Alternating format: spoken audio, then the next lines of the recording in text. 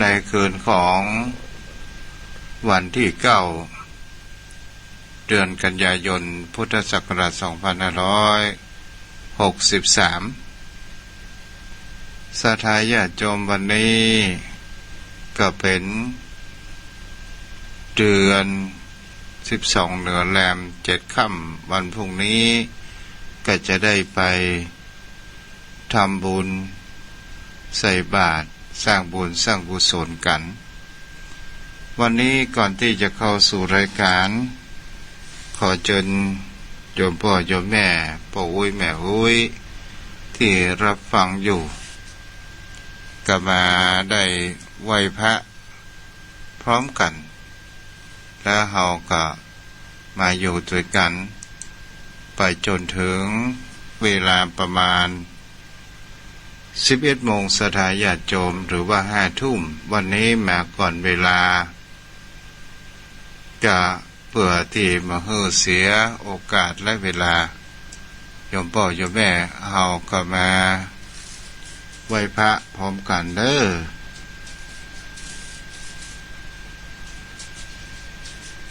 กราบหนึ่งกราบสองกราบสามอะระหังสัมมาสัมพุทโธภควาพุทธังภควันตังอภิวาเทมิกราบสวากขาโตภควตาธัมโมธัมมังนามัสสามิกราบสุปฏิปันโนภควโตสาวกสังโฆสังฆังนะมามิกราบหันธรรมยังพุทธัสสะภควโตปุพพานามะกาลังกะโลมาเสนะโมตัสสะภควโตอะระหะโตสัมมาสัมพุทธัสสะนะโมตัสสะภควโตอะระหะโตสัมมาสัมพุทธัสสะนะโมตัสสะภควโตอะระหะโตสัมมาสัมพุทธัสสะสวดเจริญระลึกถึงเจริญพุทธมนต์ระลึกถึงยังคุณพระพุทธคุณพระธรรมคุณพระสงฆ์เพื่อความเป็นสิริมงคลกับตนตัวของโยมพ่อโยมแม่พ่ออุ้ยแม่อุ้ยพระคุ้มครองอิติปิโสภะคะวะอะระหังสัมมาสัมพุทโธวิชาจารณะสัมปันโนสุขโตโลกวิทูอนุตตโลปุริสธรรมสารติสันทาเทวมนุสสานังพุทโธภวันติสวากขาโตภควตาธัมโมสันทิริโกอากาลิโกเอหิปัสสิโกโอปัญญิโกปัจจตังเวทิตาโพเวนโยเหติสุปฏิปันโนภควโตสาวกสังโฆโอชุปฏิปันโนภควโตสาวกสังโฆยายะปฏิปันโนภควโตสาวกสังโฆสามีจิปฏิปันโนภควโตสาวกสังโฆ ยาทิทานจันตาริปุริสายุคานิอันทาปุริสาปุคลาเอสาภะคะวะโตสาวกสังโฆอาหุนายโยปะหุนายโยทักขินายโยอัญชริกรณิโยอนุตตรังปุญญเกตังโลกัสสะติกราบหนึ่งกราบสองกราบสามเจริญพุทธคุณธรรมคุณสังฆคุณจะนอนรับฝันดีพุทธานุภาพธรรมานุภาพสังฆานุภาพปกปักรักษาวันนี้จะมีอุปสรรคกับพี่บินเข้ามาในห้องส่งรายการโยมพ่อโยมแม่ที่รับฟังยังสถานีวิทยุเพื่อการศึกษาและวัฒนธรรมจังหวัดเชียงใหม่ 104.5 เมกะเฮิรตซ์จากห้องส่งวัดฝายหินวันนี้สัญญาณวิทยุมีความชัดเจนมากที่สุดและวันนี้จะหันได้ว่าสภาพอากาศมีความแปรปรวนเปลี่ยนแปลงไปหลายอย่างหลายประการโยมพ่อโยมแม่วันนี้บางที่บางแห่งฝนตกในช่วงเมื่อหัวค่ำที่วัดนี้ก็ตกในช่วงเมื่อหัวค่ำกับเวลาประมาณสัก6 โมงเย็นสถานญาติโยมเหมือนเปิ่นเอาน้ำกระหน่ำฝนตกประมาณระดับ4ก็ถือว่ามากสถานญาติโยมพี่น้องเราจะหันได้นี่ก็คืออิทธิพลของพายุที่เป็นหางเป็นมรสุมมาเข้ามาทำให้บ้านเฮานั้นมีฝนเป็นสิ่งที่คนเราจะหันได้ว่าน้ำฝนนำพาความชุ่มฉ่ำให้กับต้นไม้ถ้ามามากๆก็ทำให้บุคคลผู้ที่อยู่ใกล้ดอยใกล้ลำห้วยตลอดจนถึงบุคคลที่อยู่ที่ลุ่มตัวเจ้าก็ได้หันข่าวพี่น้องเชียงรายอำเภอแม่จันทร์ตลอดจนถึงพี่น้องเชียงใหม่ของเราก็ใกล้แม่อายจะหันได้ว่าหันข่าวน้ำป่าไหลเข้าสู่บ้านทับถมบ้านศรัทธาญาติโยมของสถานญาติโยมของพี่น้องต่างแม่จันทร์ได้รับความเสียหายมากเป็นสิ่งที่เราจะหันกันได้ว่าน้ำห้วยน้ำป่าไหลมาตอนตี 4สถานญาติโยมพี่น้องเราจะหันได้ว่าตี 4นี่บางคนก็ยังรับมักม่วนและก็หันเหตุการณ์ให้เขาว่าน้ำป่ามันลงมาทับถมตลอดจนถึงปัดป่าบ้านมีความแตกสลายกันเกิดขึ้นก็ได้การอพยพคนจ้าละวันบางคราวบางคนก็มีความกั้งหลายสิ่งหลายอย่างเกิดขึ้นตัวเจ้าก็ได้คิดถึงคำสอนของพุทธองค์บทหนึ่งว่าบุคคลผู้มีความหลงไหลเพลิดเพลินอยู่ในกิเลสตัณหาอุปมาเหมือนดั่งน้ำห่วงแห่งน้ำที่มันมาปัดปาผู้คนเหล่านั้นในตอนกลางคืน เป็นสิ่งที่คนเฮานั้นจะอ่านได้ว่าเฮากำลังรับไหลกันอยู่เป็นสิ่งที่น้ำป่ามันมาเมื่อใดมันมาขนาดไหนเฮาบ่สามารถที่จะหูได้ก็เลยเกิดแห่งความว่าความพลาดพลาดความสูญเสียเป็นสิ่งที่เฮาบ่ได้เตรียมพร้อมนั่นเองอุปมาก็เหมือนดังกิเลสที่มาปัดป่าเฮาเพื่อเฮาหูขิงแห่มกรรมเฮาพอก็จะใกล้หมดลมหายใจแล้วอย่างนี้เป็นต้นถ้าเราจนถึงปีน้องอยู่ตามแม่ห้องสอนก็ได้รับผลกระทบเช่นเดียวกันแต่เจียงใหม่ของเฮามาหานข่าวศรัทธาญาติโยมทั้งหลายเฮาจะเห็นได้ว่าทุกสิ่งทุกอย่างบนโลกใบนี้อย่างจะเกิดเฮาก็บ่สามารถที่จะห้ามมันได้เกี่ยวกับเรื่องของธรรมชาตินี่แหละกฎแห่งพระไตรลักษณ์เป็นสิ่งที่คนเฮาจะเห็นได้ว่ากฎแห่งพระไตรลักษณ์ตามที่พระพุทธองค์บอกไว้ว่า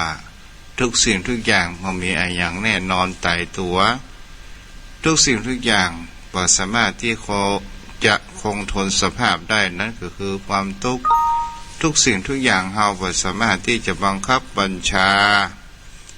แห่งความเป็นธรรมชาติและเฮาบ่สามารถที่จะอ้อนวอนเทพเจ้าพยดาต่างๆบนฟากฟ้าว่าวันนี้ขออย่าไปให้ฝนตกวันนี้ขอให้ฝนตกขอจะไปมีพายุลมมาเฮาก็บ่สามารถที่จะอ้อนวอนได้ตลอดจนถึงชีวิตของคนเฮาก็ตามถ้าว่าเฮาอ้อนวอนกับบุคคลที่เป็นที่รักเฮาบ่อยากจะให้คนที่อันเป็นที่รักของเฮานั้นจากไปเมื่อมันถึงเวลามันก็จะต้องไปเป็นสิ่งที่คนเฮานั้นก็จะหันกันได้โยมพ่อโยมแม่เป็นสิ่งเหล่านี้นี่ก็คือความเป็นธรรมชาติที่เฮาฮ้องพุทธองค์บอกว่าเป็นสภาวะแห่งธรรมเป็นธรรมชาติที่มันเกิดขึ้นเป็นสิ่งที่คนเฮานั้นก็จะหันความเปลี่ยนแปลงของบนโลกใบนี้บนโลกใบนี้มีวิวัฒนาการมีความเปลี่ยนแปลงด้วยน้ำมือของมนุษย์ของคนเฮาเองเป็นสิ่งที่เฮาก็จะหันกันได้ว่าบางครั้งบางคราวคนเฮาอยากจะเอาชนะแห่งธรรมชาติและเฮาบ่สามารถที่จะชนะได้หลวงปู่พระพรหมมงคลหรือหลวงปู่ทองได้ว่าได้ตอนที่สอนกรรมฐานได้นำหลักธรรมของพุทธองค์บอกว่าบนโลกใบนี้มีแต่ความยุ่งเหยิงมีแต่ความแข่งแย่งชิงดีชิงเด่นกันมีความประหัตประหารกันมีความอิจฉาริษยามีความพยาบาทกันบนโลกใบนี้มีแต่ความวุ่นวายกันเกิดขึ้นพระพุทธองค์นั้นได้ตรัสถึงสติปัฏฐานสี่เป็นทางแห่งความหลุดพ้นเป็นทางที่จะพัฒนาจิตใจของเรานั้นให้จิตใจของเรามีพัฒนาทางด้านบุญกุศลอันยิ่งนักสติปัฏฐานสี่ก็คือรูปเวทนาจิตธรรมเป็นสิ่งที่เราคนเรานั้นจะอ่านได้ว่าถ้าเราแบ่งกันไปมันก็คือรูปธรรมและนามธรรมและก็ไปเกี่ยวโยงในเรื่องขันธ์ห้าเป็นสิ่งที่คนเรานั้นก็จะหันกันได้ว่านี้ก็คือความยุ่งเหยิงเหตุความยุ่งเหยิงมันบ่ใช่เป็นเพราะธรรมชาติบ่ได้เป็นเพราะบนโลกใบนี้คนเฮาต่างหากที่สร้างความยุ่งเหยิงมีแต่ความแย่งชิงดีชิงเด่นกันและมีความเกิดกิเลสตัณหาอยากมีอำนาจ อยากมีสิ่งต่างๆที่จะเกิดขึ้นสิ่งเหล่านี้จะหาได้ว่าถ้าบุคคลใดเป็นบุคคลผู้มีเรียนรู้ในสติปัฏฐานสี่บุคคลนั้นก็ถือว่าได้เรียนรู้แห่งความพัฒนาแห่งด้านจิตใจและสามารถที่จะเข้าใจธรรมขององค์สมเด็จพระสัมมาสัมพุทธเจ้าศรัทธาญาติโยมโยมพ่อโยมแม่เป็นสิ่งที่คนเรานั้นกระจายกันได้วันนี้จะเกี่ยวเรื่องครั้งพระพุทธการเกี่ยวกับเรื่องตัณหากิเลสเกี่ยวกับเรื่องความใคร่มีครั้งหนึ่งในเมืองสาวัตถีพระเจ้าประเสนาธิโกศลเป็นผู้ปกครองเมืองมีวันหนึ่งนั้นพระเจ้าประเสนาธิโกศลได้ทักษิณาพระนครหรือว่าพระนครเป็นสิ่งที่เราก็จะหันได้ว่าพระเจ้าประเสนาธิโกศลนั้นไปเรือบไปมองหันสตรีไม่หญิงคนหนึ่งมีความสวยงามมีความประทับใจมีความต้องใจในตัวของตัวเองพระเจ้าประเสนาธิโกศลอยากจะได้หญิงนั้นมาเป็นมเหสีของตัวเองเป็นสิ่งที่เราจะหันได้ว่าบางครั้งบางคราวที่ว่าความรักให้คนตาบอดเป็นสิ่งบางครั้งบางคราวเกิดอยู่ในความหลงก็ด้วยสาเหตุนี้ก็เลยใจมหาเล็กผู้ใกล้ชิดจะได้ไปสืบสหาประวัติแม่หญิงคนนี้ว่าเป็นโสดหรือว่ามีครอบครัวแล้วศรัทธาญาติโยมทั้งหลายเมื่อมหาเล็กทหารไปสืบได้ความแล้วก็มาทูลกับพระเจ้าประเสนาธิโกศลพระเจ้าประเสนาธิโกศลได้รับทราบว่าจากปากของมหาเล็กบอกว่าผู้หญิงคนนั้นเขามีสามีเสียแล้วพระองค์ท่านศรัทธาญาติโยมทั้งหลายด้วยความปรารถนาด้วยความใคร่ด้วยความอยากจะได้ของคนอื่นมาเป็นของตัวเองก็เลยเกิดความคิดที่มีความวางแผนการเกิดขึ้นมีความคิดวางแผนในจิตในใจก็คือหมายถึงว่าจิตใจกลายเป็นคนอันธพาลเป็นคนร้ายไปเสียแล้วก็เลยวางแผนว่าสามีของนางนั้นมารับราชการในวังแล้วถ้าสามีของเขานั้นผิดประการใดเราจะลงอาญาและเราจะได้ภรรยาของเขานั้นมาครองโดยอัตโนมัติแต่สามีของภรรยาผู้มีความหยิ่งยามของชาวบ้านคนนั้นก็ได้มีความพูดว่าหูตันเป็นสิ่งที่หันได้ว่า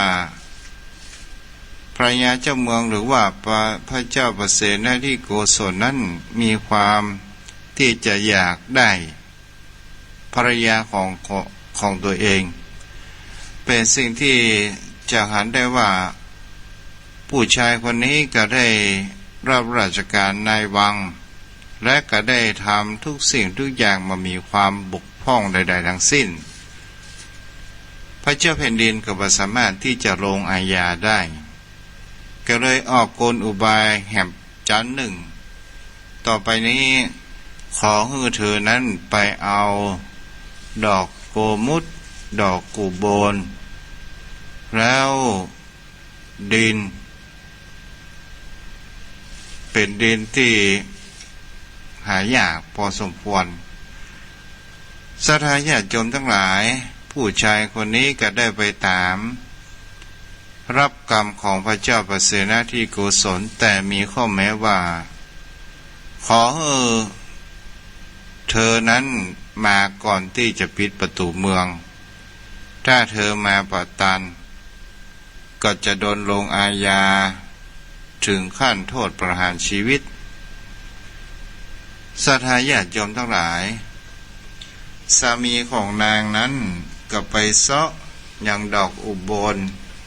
ดอกบัวดอกโกมุตต่างๆดินอรุณดินดินพูดว่าดินอย่างสักอย่างเนี่ยก็ลืมไปละแต่จำเขาคงได้อยู่ก็เลยไปเซาะมาแต่บัดตันเวลาเข้าปิดประตูเมืองเจ้าเกินไป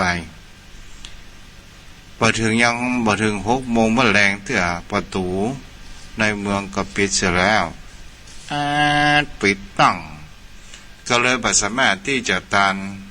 เข้าเมืองได้ก็เลย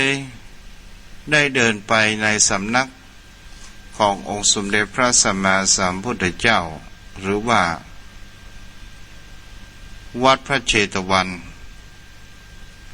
ศรัทธาญาติโยมทั้งหลายก็ได้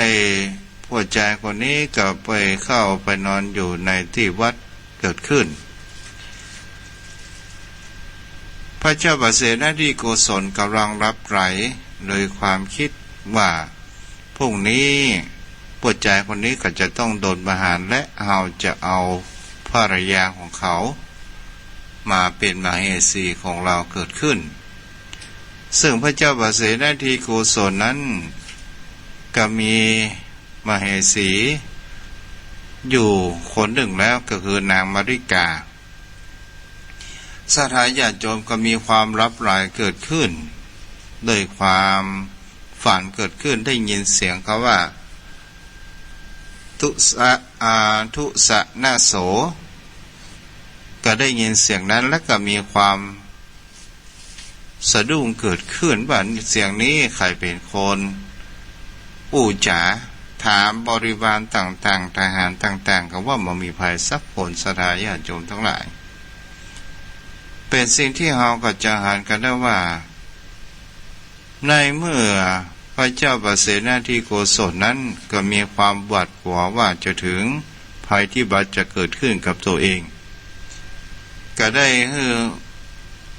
ปวดห้องว่าโหราจารย์หรือว่าพราหมณ์มาทำนายความฝันของตัวเองเมื่อพราหมณ์มาทำนายความฝันแล้วจะเห็นได้ว่าพราหมณ์นั้นก็ได้ทำนายฝันของพระเจ้าประเสนาธิโกศลว่าพระองค์พระเจ้าข้าตอนนี้ความฝันของท่านนั้นเป็นเรื่องร้ายเกิดขึ้นแต่พระพุทธองค์นั้นแต่พระองค์นั้นต้องทำพิธีบูชายัญพระเจ้าประเสนาธิโกศลก็บอกเอ้ามีอะไรเล่าโอ้มีม้า100ช้าง100มีเด็กผู้หญิง100เด็กผู้ชาย100สาบริสุทธิ์100โอ้อย่างนั้นเราจะไปหาที่ไหนศรัทธาญาติโยมทั้งหลายโอ้เมื่อนางมาริกาซึ่งเป็นมเหสีก็ได้ฟังเหตุการณ์อย่างนั้นโอ้พระเจ้าประเสนาธิโกศลนี่จะบูชายัญจะทำร้ายสัตว์ต่างๆจะมีความเปลี่ยนไปสู่อบายภูมิเป็นแน่นอนก็เลยมีความชักชวนเพื่อที่จะไปพระเจ้าประเสนาธิโกศลได้ไปเข้าสู่สำนักแห่งพระโคตมะหรือว่าพระโคดมก็คือองค์สมเด็จพระสัมมาสัมพุทธเจ้านั่นเองเมื่อเข้าไปว่าเจ้าพี่ไปเฝ้าองค์สมเด็จพระสัมมาสัมพุทธเจ้ากันเถิดถ้าว่านางมาริกาอูดโดยตรงพระเจ้าประเสนาธิโกศลก็จะมีความโกรธก็เลยพระเจ้าประเสนาธิโกศลนี้เข้าไปสู่สำนักแห่งพระองค์สมเด็จพระสัมมาสัมพุทธเจ้าในวัดพระเชตวัน เมื่อไปถึงแล้วก็ได้นั่งอันที่สมควรนางมาริกาก็ได้ทูลเรื่องราวต่างๆเพื่อองค์สมเด็จสัมมาสัมพุทธเจ้าได้รับทราบคำว่าทุสะนาโสมันเป็นเหตุการณ์อย่างไรเสียงจากใครกันแน่องค์สมเด็จพระสัมมาสัมพุทธเจ้าก็บอกว่าที่ได้ยินเสียงนั้นก็คือมาจากเสียงสัตว์นรกหรือว่าเปรตที่อยู่ในนรกได้ขึ้นมาเกาะแผ่นดินแล้วก็ลงไปคำว่าทุสานาโสก็หมายถึงว่าถ้าบุคคลใดที่มีความประพฤติผิดในประเพณีในการไปแย่งชิงภรรยาของคนอื่นบุคคลนั้นก็จะถึงแห่งคำว่าอเวจีนรกเป็นสิ่งที่จะหันกันได้ตลอดจนถึงการบูชายันก็ตามก็จะเข้าสู่อบายภูมินี่เราจะหันได้ว่าทุสานาโสมันก็ปรากฏไปในเรื่องของสังขยาตที่ว่าตอนที่ตาลลืมอุทิศบุญกุศลและในที่นี้ก็หมายถึงว่าบุคคลที่มีความประพฤติผิดในศีลข้อที่3ก็จะเห็นได้ว่าพระเจ้าปเสนาธิโกศลได้เหตุการณ์ได้ฟังเหตุการณ์จากพระโอษฐ์จากองค์สมเด็จพระสัมมาสัมพุทธเจ้าแล้วก็เกิดความบาดหัวก็เลยสั่งยกเลิกในการบูชายันสั่งยกเลิกในการที่จะเอาภรรยาของคนอื่นสั่งยกเลิกในการลงอาญาของปัจจัยคนนั้นนี่ก็เป็นสิ่งที่คนเฮานั้นก็จะเห็นได้ว่าบางครั้งบางคราวคนเฮานั้นมีความมืดมัวมองมหันต์แสงแห่งธรรมมองมหันต์แห่งความเพิ่นเฮาว่าความคิดมองมหันต์แสงสว่างมันก็จะก่อให้เกิดความมืดปกคลุมไปด้วยกิเลสตัณหาก็จะทำให้คนเรานั้นเดินทางผิดอย่างนี้เป็นต้นโยมพ่อโยมแม่สถานญาติโยมทั้งหลายเฮาก็จะหันกันได้ว่าคนเฮาทุกคนทุกวันนี้ที่มันมีความประหัตประหารกันเฮาก็จะหันได้ว่าเพราะ1ความโกรธ2เพราะความโลภ3เพราะความหลงกันเป็นส่วนใหญ่และก็มีความอิจฉาริษยาพยาบาทกันเป็นใหญ่ตลอดจนถึงมีคำว่าอีโก้หรือว่าอัตตาก็คือถ้าเฮาเข้าใจง่ายแหมน้อยหนึ่งก็คือคำว่าถือตัวเป็นคนกลางเป็นคนที่เป็นงัวลืมตีนอย่างนี้เป็นต้นโยมพ่อโยมแม่เฮาก็จะหันกันได้ว่าสิ่งเหล่านี้มันเป็นสิ่งที่คนเฮานั้น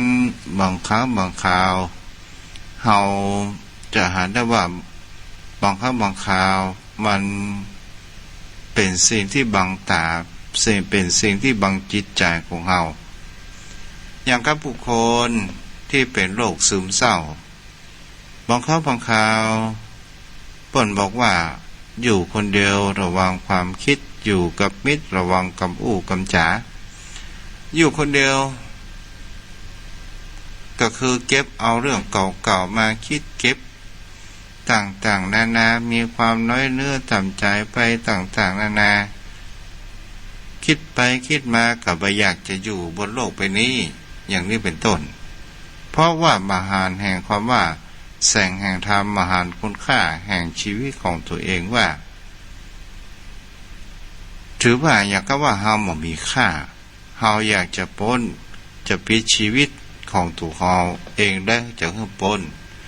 แต่ที่จริงแล้วเฮาปล้นแห่งความตั้งกายของเฮานั่นเองแต่เฮาจิตใจวิญญาณของเฮานั้นยังจะต้องได้รับผลแห่งกรรมชดเชยกรรมอยู่มากบางครั้งบางคราอาจจะมีความกินแรงใจในภายหลังเป็นต้นนี่โยมพ่อโยมแม่ต่อไปก็คือการอยู่กับมิตรระวังกำอู้กำจ๋าเฮาจะหันได้ว่าบางครั้งบางคราวคนเฮาก็มีจิตใจปรารถนาดีต่อกันบางคนก็เป็นคนที่มีขานชอบนินทาเป็นว่าเป็นเรื่องปกติแต่คนเฮาก็บ่สามารถที่จะห้ามคำว่านินทากะเรอย่างไปได้บางสิ่งบางอย่างเวลาเฮามีความโกรธเกิดขึ้นเฮาจะอาจพังเผออู้อย่างไปออกอย่างไปแล้วก็จะทำให้คนจะนำความนี้ไปขยายในทางด้านที่เสื่อมเสียเป็นสิ่งที่คนเฮานั้นก็ควรระมัดระวังกันเป็นสิ่งที่คนเฮานั้นต้องมีความกลั่นกรองในกำอู้กำจ๋าจากจิตจากใจของเฮาก่อนว่าเฮาจะควรอู้หรือบ่อู้แต่เป็นสิ่งที่คนเฮานั้นก็ควรระมัดระวังกัน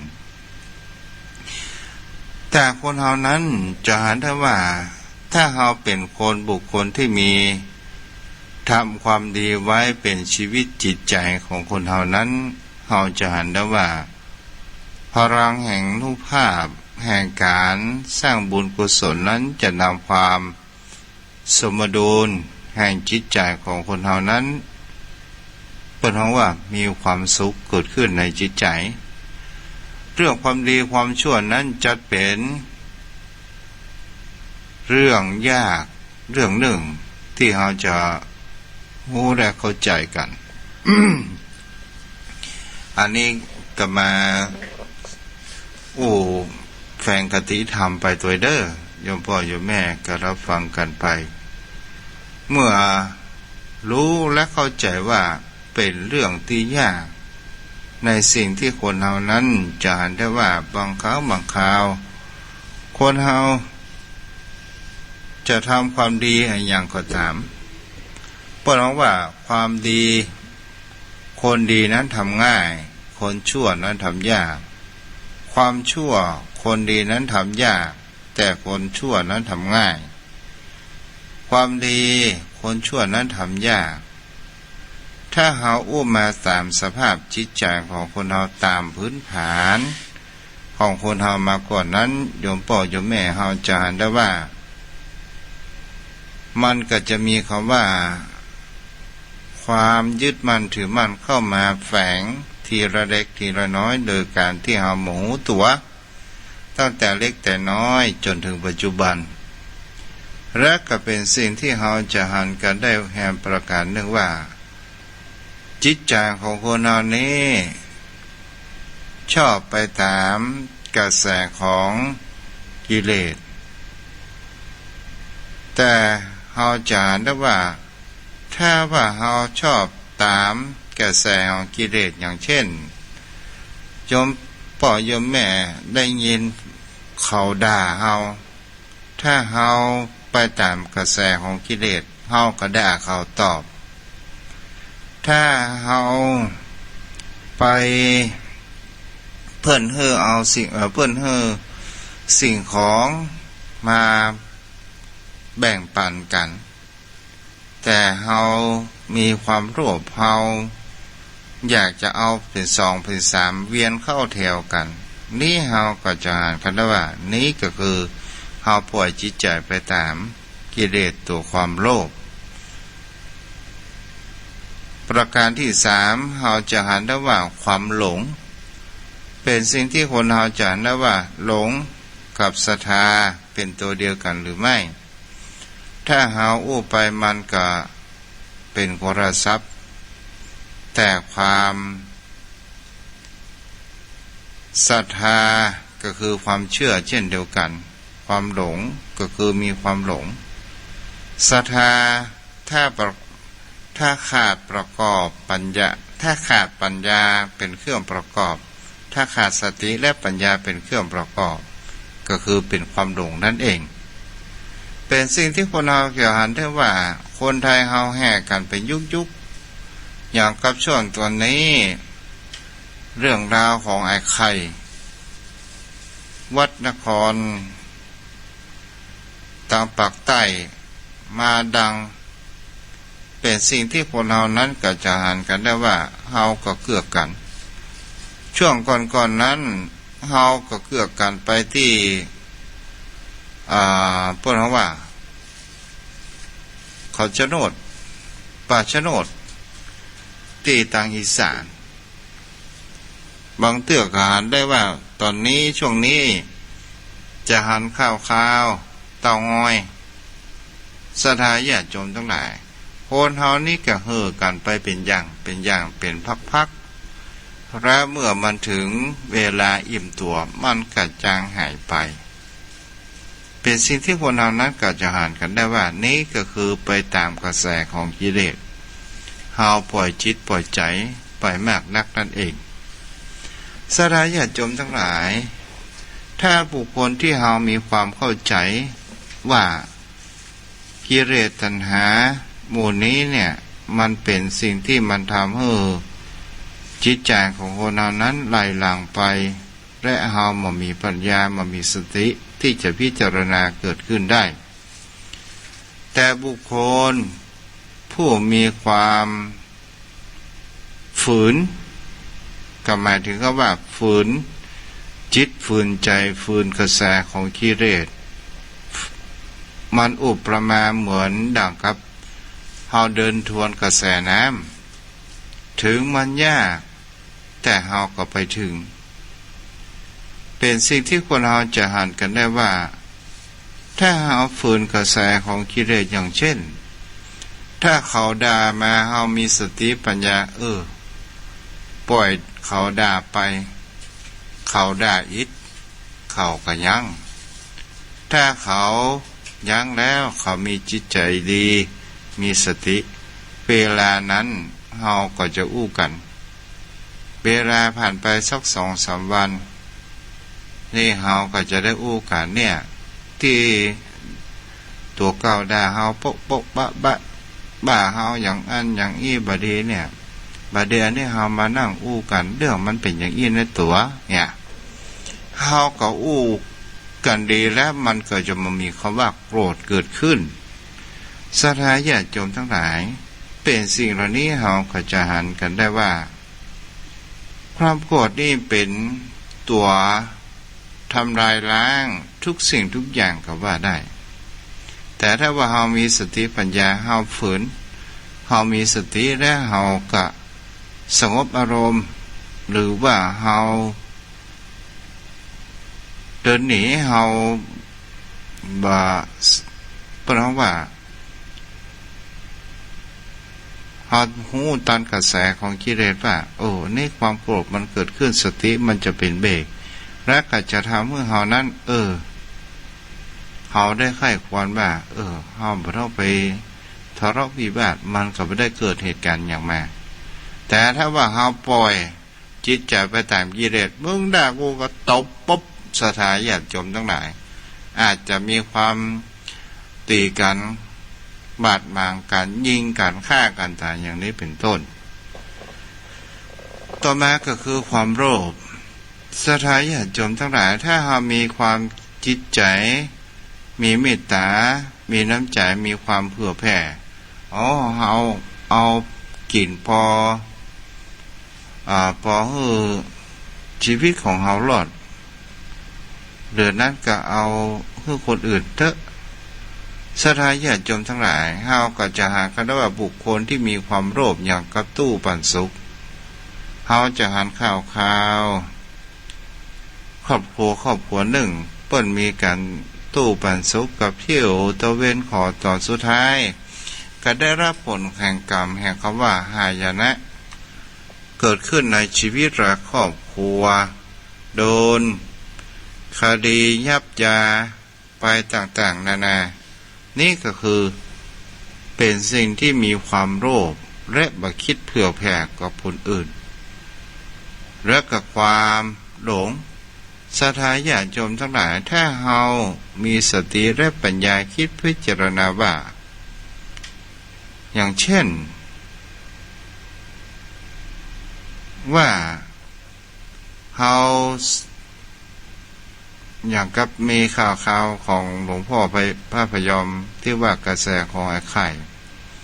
หลวงพ่อมีนักข่าวไปถามหลวงพ่อพยอมก็บอกว่าเพื่อใครเป็นรัฐมนตรีการคลังเพื่อที่จะประเทศจะได้มีเงินมีทองก็เป็นสิ่งที่น่าคิดเหมือนกันศรัทธาญาติโยมทั้งหลายหลวงพ่อพระพยอมว่าจะไปหมกมุ่นมากให้ใจสติปัญญาคิดพิจารณากันโดยศรัทธาญาติโยมทั้งหลายบางคนนั้นไปบนบานศาลกล่าวถูกมันมีสักกี่คนที่ไปมันก็เป็นเดือนหมื่นเดือนแสนวันไหนจะถามว่าคนเดือนหมื่นเดือนแสนนั้นมันก็จะต้องมีคำว่าคนที่มีความสำเร็จมันก็จะต้องมีสักคนหนึ่งคนที่ได้ดีที่สุดก็คือคนในท้องที่คนได้เงินมากที่สุดก็คือ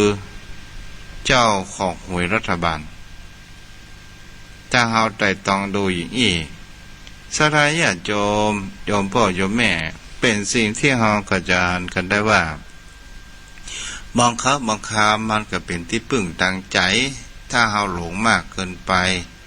มันก็พาให้เฮาชิบหายได้เหมือนกันนี่ก็คือให้เฮามีความเข้าใจในการเว้นความชั่วทำแต่ความดีเพื่อมันก็มีความสมบูรณ์ในชีวิตกันเกิดขึ้นโยมพ่อโยมแม่ก็ลองเอาไปประพฤติปฏิบัติลองไปคิดพิจารณากันเด้อสิ่งใดดีๆกันน่ะเอาไปใช้สิ่งใดที่บ่มีแก่นสารก็เอาคืนให้ทุกเจ้าเหี้ยเนาะ เอาละโยมพ่อโยมแม่ได้เวลาที่จะอู้จาสนทนาธรรมกันเด้อวันนี้เปิดไปจนถึง